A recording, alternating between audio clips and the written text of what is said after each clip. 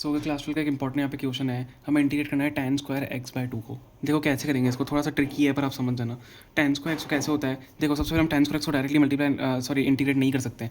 तो इसको मैं क्या लिख सकता हूँ, अगर मेरे को सेक के फॉर्म लिखना है तो sec square x minus one, तो sec square x by 2 minus one हो जाएगा।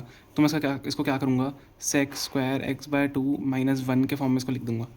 ठीक है, अब देखो यहाँ पे ध्यान से देखो, हम इसको क्या करते हैं, इन दोनों को सेपरेट कर लेते हैं, अलग अलग इंटीग्रेशन करेंगे। तो sec square x by 2 d x minus d x, क्योंकि वन तो हम डी एक्स लिख सकते हैं यहाँ पे।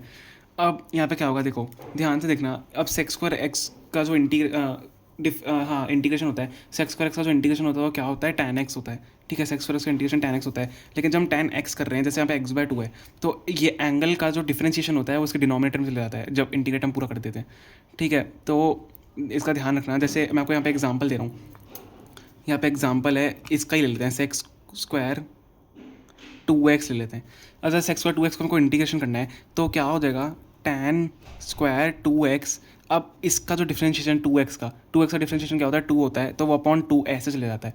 ठीक है, tan स्क्वायर 2x अपॉन 2 ये हो जाएगा। अब यहाँ पे x बाय 2 है, तो उसको कैसे करेंगे, देखना ध्यान से, tan स्क्वायर x बाय 2। ठीक है, अब अपॉन में 1 बाय 2 जाएगा। x बाय 2 का इंटीग्रेशन क्या होता है, डिफरेंशिएशन क्या होता है, सॉरी डिफरेंशिएशन, ध्यान रखना। एक्स बाय 2 का डिफरेंशिएशन क्या होता है, 1 बाय 2, तो 1 बाय 2 नीचे ले जाएगा तो ऊपर 2 आ जाएगा। ठीक है, अपॉन में 1 बाय 2 होगा तो ऊपर ही 2 आएगा, तो 2 tan स्क्वायर एक्स बाय 2। ठीक है, 2 tan x होता है, sorry 2 tan x by x square x का डिफरेंशिएशन tan x होता है। तो 2 tan x बाय 2 की एंगल से यहाँ से 2 आ गया, माइनस अब डी एक्स का इंटीग्रेशन क्या होता है, x होता है प्लस सी।